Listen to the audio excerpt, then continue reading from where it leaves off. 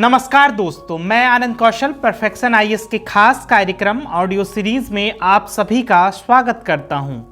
आज का हमारा विषय राष्ट्रीय पांडुलिपि विधेयक 2023 है। यह विषय यूपीएससी के परीक्षा के लिहाज से महत्वपूर्ण है। यह टॉपिक यूपीएससी के सामान्य अध्ययन पेपर 1 के कला एवं संस्कृति खंड से संबंधित है। आइए सबसे पहले जानते हैं कि यह खबरों में क्यों है।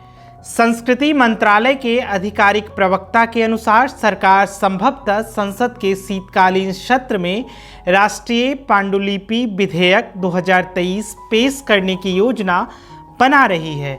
राष्ट्रीय पांडुलिपि मिशन के अनुसार भारत में ब्राह्मी, कुषाण, गौड़ी, लेप्चा और मैथिली जैसी 80 प्राचीन लिपियों में अनुमानित 10 मिलियन पांडुलिपियां हैं।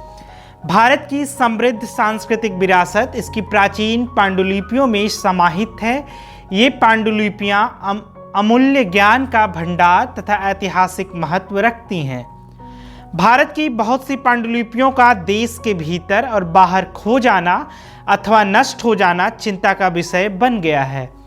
भारत सरकार राष्ट्रीय पांडुलिपि विधेयक 2023 के माध्यम से इस समस्या का हल खोजने की तैयारी में लगी हुई है। आइए अब जानते हैं राष्ट्रीय पांडुलिपि विधेयक 2023 के बारे में।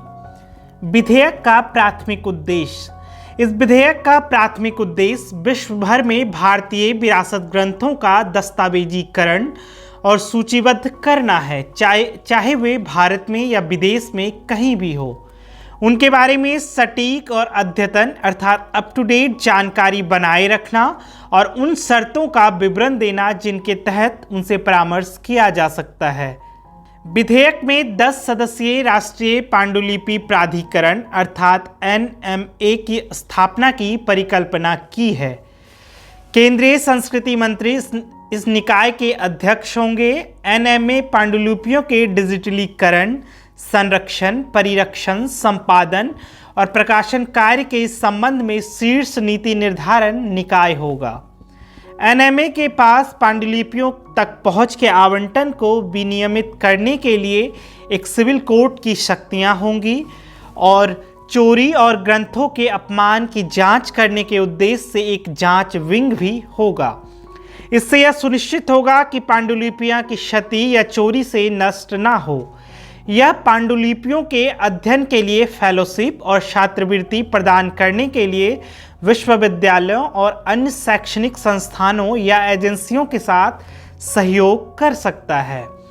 एनएमए पांडुलिपियों की प्रतियों को सूचीबद्ध करने, अपलोड करने एवं डाउनलोड करने के लिए एक समर्पित डिजिटल पोर्टल भी तैयार करेगा। राष्ट्रीय पांडुलिपि विधेयक 2023 का महत्व। नए सिरे से सांस्कृतिक जुड़ाव को बढ़ावा देते हुए पांडुलिपि अध्ययन को आजीविका के साथ जोड़ने की आवश्यकता है।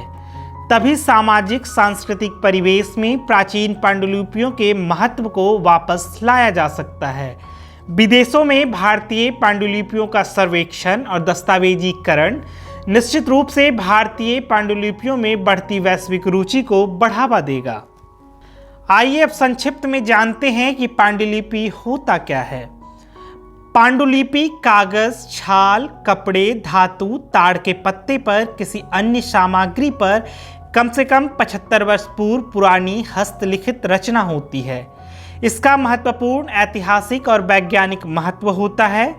पांडुलिपियां सैकड़ों विभिन्न भाषाओं और लिपियों में पाई जाती है।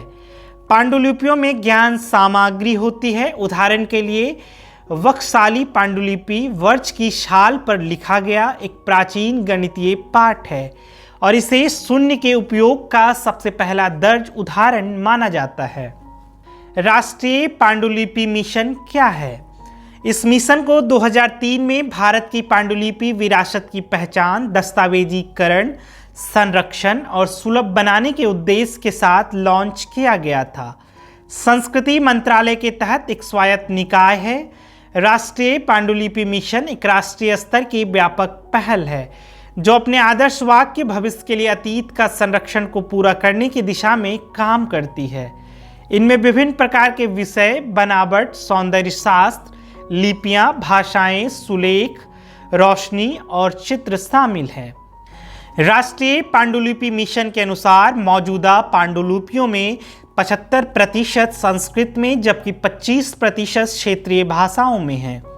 इस मिशन ने कुल मिलाकर लगभग 3.5 लाख पांडुलिपियां और 3.1 करोड़ फोलियो का डिजिटलीकरण किया है। 1.18 लाख से अधिक पांडुलिपियां अपलोड की गई हैं। लगभग 70,000 पांडुलिपियां जनता के लिए ऑनलाइन उपलब्ध है। पांडुलिपियां तंजावुर में सरस्वती महल लाइब्रेरी, पुणे में Bhandarkar oriental research institute, Varanasi में संपूर्णानंद संस्कृत विश्वविद्यालय और जम्मू और कश्मीर में ओरिएंटल रिसर्च इंस्टीट्यूट जैसे प्रतिष्ठित संस्थानों में रखी गई हैं। आइए बात करते हैं निष्कर्ष की। प्रस्तावित राष्ट्रीय पांडुलिपि विधेयक भारत की विविध पांडुलिपि विरासत के संरक्षण और पहुंच को सुनिश्चित करते हुए अतीत को वर्तमान से जोड़ने का प्रयास करता है। राष्ट्रीय पांडुलिपि प्राधिकरण की स्थापना और डिजिटल पहल को बढ़ावा देकर भारत का लक्ष्य अपनी ऐतिहासिक और बौद्धिक विरासत की गहरी समझ को बढ़ावा देते हुए अपनी अमूल्य सांस्कृतिक संपदा को दुनिया के साथ साझा करना है। आज के ऑडियो सीरीज में इतना ही। फिर मिलते हैं एक नए विषय के साथ। तब तक हमसे जुड़े रहिए। धन्यवाद।